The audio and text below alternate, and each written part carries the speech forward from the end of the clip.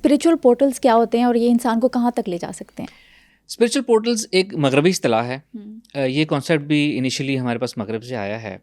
اس کا کانسیپٹ یہ ہے کہ اس دنیا میں کبھی کبھار کچھ ٹائم بیسڈ کچھ خاص جگہوں پہ ایک ایسا انوائرمنٹ کریٹ ہوتا ہے، ایسا پورٹل یا ایسے گیٹ ویز کریٹ ہوتے ہیں جو انسان کو اس دنیا سے کسی اور دنیا میں کنیکٹ کرتے ہیں، کسی اور ڈائمینشن میں لے جاتے ہیں.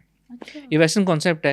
یہی کانسیپٹ جو ہے ہمارے یہاں بھی موجود ہے. اس کا قرآن پاک میں بھی ذکر ہے کہ اللہ تعالیٰ فرماتے ہیں کہ میں نے سورہ اعراف کی آیت نمبر 54 میں اللہ تعالیٰ فرماتے ہیں کہ اللہ تعالیٰ نے آسمانوں اور زمین کو 6 یوم میں پیدا کیا. ستات ایام، یہاں یوم سے مطلب دن نہیں ہے. اللہ تعالیٰ تو کن فرماتے ہیں اور سب کچھ تخلیق ہو جاتا ہے. یہاں یوم سے مراد ڈائمینشنز ہیں، ٹائم اینڈ اسپیس ہیں. اللہ تعالیٰ نے آسمانوں اور زمین کو 6 یوم میں پیدا کیا. اور پھر آگے آتا ہے آیت میں، اور پھر اللہ تعالیٰ عرش پہ استوا ہوا، یعنی خود عرش پہ جلوہ فروز ہوئے. یعنی کہ آسمانوں اور زمین کے 6 ڈائمینشنز ہو گئی اور اللہ پاک خود عرش پہ، یعنی عرش ایک ایڈیشنل ڈائمینشن ہو گئی، 7 ڈائمینشن. اسی طرح اب سورہ مومنون کی آیت نمبر 17 میں آتا ہے، اللہ تعالیٰ فرماتے ہیں کہ وہی تمہارا رب ہے جس نے تمہارے اوپر 7 راستے بنائے. 7 راستے کا مطلب ہے یہ آسمانوں کے اور اسپرچول راستوں کی بات ہو رہی ہے. اب یہ راستے وہی گیٹ وے ہیں جن کی ویسٹرن اسپرچویلٹی میں پورٹلز کے نام سے جو چل رہے ہیں. تو اللہ تعالیٰ فرماتے ہیں کہ تمہارے اوپر 7 راستے بنائے. اب یہ 7 راستے ان 7 ڈائمینشنز میں جانے کے لیے ہیں، جو 6 ڈائمینشنز آسمانوں اور زمین کی، اور لاسٹ ڈائمینشن جو ہے وہ عرش کی ڈائمینشن ہو گئی.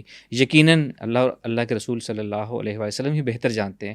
یقیناً یہ 7 ڈائمینشن وہی ڈائمینشن ہے جہاں سے ہمارے نبی پاک صلی اللہ علیہ وسلم معراج کی رات، شب معراج پہ اللہ تعالیٰ سے ملاقات کرنے کے لیے گئے. تو یہ جو ڈائمینشنز ہیں اور یہ ان کے گیٹ وے ہیں، اس طریقے سے ان کو ایکسیس کیا جا سکتا ہے. اب جو ویسٹرن کانسیپٹ ہے نا، وہ یہ کہتا ہے کہ یہ گیٹ ویز کسی ٹنل کی طرح یا کسی پاتھ وے کی طرح ہوتے ہیں. جبکہ میرا ماننا ہے کہ اس کو ٹنل کی یا پاتھ وے کی ضرورت نہیں ہے، اس کو ٹائم باؤنڈ یا پلیس باؤنڈ ہونے کی ضرورت نہیں ہے. یہ انسان کی اسکل ہے، انسان کا ایک مقام ہے.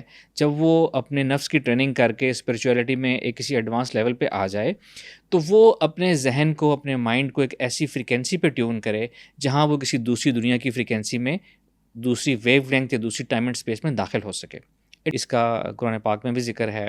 ڈفرینٹ فریکوینسیز آتی ہیں، جہاں کوئی ٹرانسمیشن ہوتی ہے وہاں وہ آٹومیٹکلی سگنلز ملنا شروع ہو جاتے ہیں. اسی طرح جب انسان میڈیٹیشن کے تھرو یا اسپرچول اپنی ٹریننگ کے تھرو ڈفرینٹ فریکوینسیز پہ اپنے نفس کو، اپنے مائنڈ کو ٹیون کرتا ہے تو ایسی ڈائمینشنز کے ساتھ انسان کنیکٹ ہو سکتا ہے جو اس دنیا میں، جو اس کائنات میں موجود ہیں.